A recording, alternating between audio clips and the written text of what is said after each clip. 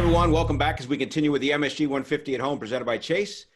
Bill Pito along with Alan Hahn and Steve Alliquette. And it is our pleasure to welcome in Islanders captain Anders Lee, whose daughter Ruby was born 2 months ago. Anders, congratulations. How's it been with a newborn during this period of time? Thank you. Thanks for having me. It's been really special. I mean, the silver lining for me is I've been able to be home and present and helping out my wife Grace and just spending some incredible time with Ruby and really just soaking it all in. You know, Anders, I had the pleasure of being on the coaching staff your first year pro. I got to see you firsthand and how dedicated you were to the game, particularly standing in front of the net. Right now, under these conditions, it's not easy to get into any kind of hard traffic to really refine your game. Is there anything in particular you're doing at home right now to stay sharp? Yeah, I mean, I'm doing a little bit of balance work. I got a couple boards and just trying to working on that. I mean, there's nothing like getting contact in the corners or in front of the net, as you know. And then I guess really hopping on the bike, doing some good workouts, getting the lungs in the best place possible. But the same thing, I mean, there's nothing like skating shape, nothing like hopping on the ice. So, when the time comes, when that all gets figured out, we got some work to do and just to find that touch and those little things that, you can really only do on the ice. If you think about it too, when you do restart, it might be hit the ground running or hit the ice running or skating, whatever you want to put it, because there wasn't much season left and there was a playoff push that a lot of teams were making, including yours. How important is it to get back to finish this season for you guys? Well, it's extremely important. I think we all, as competitors and hockey players, don't want to leave anything unfinished. And, the safety of everyone's obviously the most important thing. But hopefully we can find a way to get this thing figured out and get a way to get everyone back on the ice. And like you said, it's going to be hitting the ground running. So just individually, everyone's got to put themselves in the best position health-wise and to be able to get going on time and put yourself in a healthy spot to restart when it's going to be as intense as it will. So, Anders, on May 14th at 7, we're going to show the Islanders against Winnipeg back on April the 2nd, 2013. Do you remember what happened in that game? Yeah, I closed my eyes and the hockey gods had my back, that's for sure.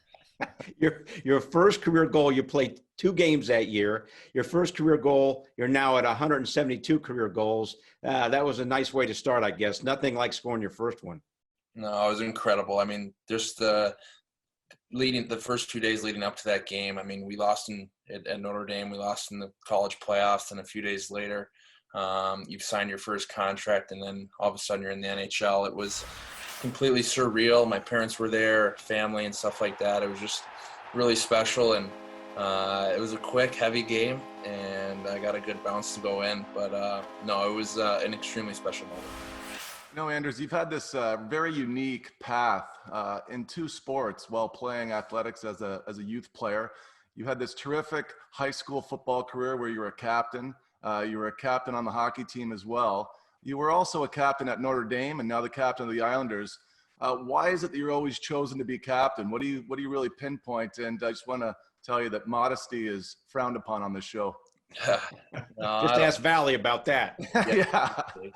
It's a nice jersey he's got there, but not that nice. We can't forget that you were with the Islanders when we first met. So it's I know. I was put on waivers, buddy. Yeah. I remind him all the time, Anders. I covered him way back when he was in orange and blue. There we go. But what do you think it is, though, Anders? Every year, every sport, you're always captain. What do you think really stands out to the coaching staff and the players? I don't know. I mean, it's tough. I mean, I just kind of myself in the room and try to keep it light and connect with as many guys as possible and just try to get everyone on the same page and working towards the same thing. I just think for me, I just enjoy having as many friendships as we do on the team and being around the guys and all buying into something and working towards something. And I think just competitively, there's nothing better than winning and going out there and working and trying to find a way to win or, the grind and all that stuff. It's part of all this that, I don't know, I don't like to take for granted and try to soak it all in. So. Hey, okay, that was a modest approach. All right, now I'm gonna spill the beads. All right, February 23rd, you guys are in San Jose, right? You're playing against the Sharks. Oh, actually, it was at home. and you have the opportunity to get a hat trick. You're first at the end of the game.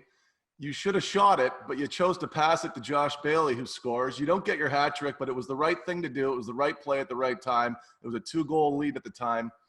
Is that an example of leadership for you? Yeah, I mean, I think so. I mean, but at the same time, like, it was, for me, I read the play, and that's the easy play, right over to Bales. He put it in, and I know in reverse circumstances, he's sending me the puck. I think that's a little bit of our mentality with each other and on our team, you know, that it's team first, but really, like, all those individual stuffs, they're all great and well and good, but you know, just to seal the game, get it over with, and let's move on. I'll gladly give a freebie to Bales for all the ones he's given me. There you go.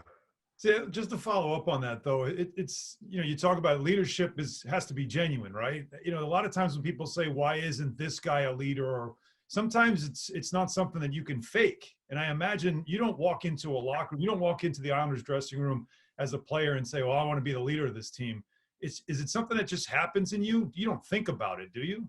I was just going to say that it's not something you think about. I mean, it's something you always want to improve on. I don't think I always want to become a better leader and a better person in the room and a better person on the ice and player and all those things. You want to continue to challenge yourself and learn from other players and other great players in other sports and stuff like that and see what they've done.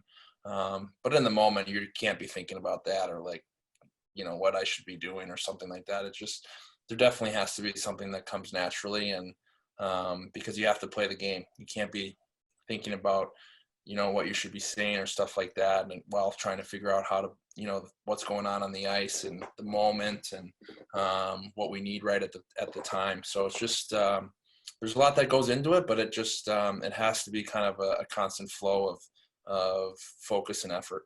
When you guys do come back, when you do play, probably there won't be fans in the arena. I mean, we're already seeing in Korea, they're playing baseball games and there's no one in the stadiums. And I'm sure, though, that's probably something that might be in the back of your mind, but will you notice it in an arena, especially with, you're in the boards, the game is so fast, like you just said, there's so much that you have to worry about with the game. You can't think about all the outside stuff. Or do you think it'll be a little strange not hearing reactions from the crowd? No, I think it's going to be extremely different and strange. I mean, it's going to be, even at the 11 o'clock games we had in the minors, at the school day games with the Those class. were beautiful. Oh, unbelievable. There's still 500 people in the stands. There's still noise coming from somewhere. And now to have it completely empty, it's going to be odd. But it's just, everyone's obviously going to be dealing with it, and we're all going to figure it out. But I think those first few games, you know, you're going to have a tight situation or a power play late in the game or something, and you just feed off the crowd. Both teams do, in both ways. And so it's going to be, I'm curious to see how it's going to feel, but you got to find a way to adjust somehow, but we'll see. Anders, thanks so much. Best of luck with your baby daughter, Ruby. I have an 18-year-old daughter and a 21-year-old daughter, and let me just tell you, enjoy the time now. I will.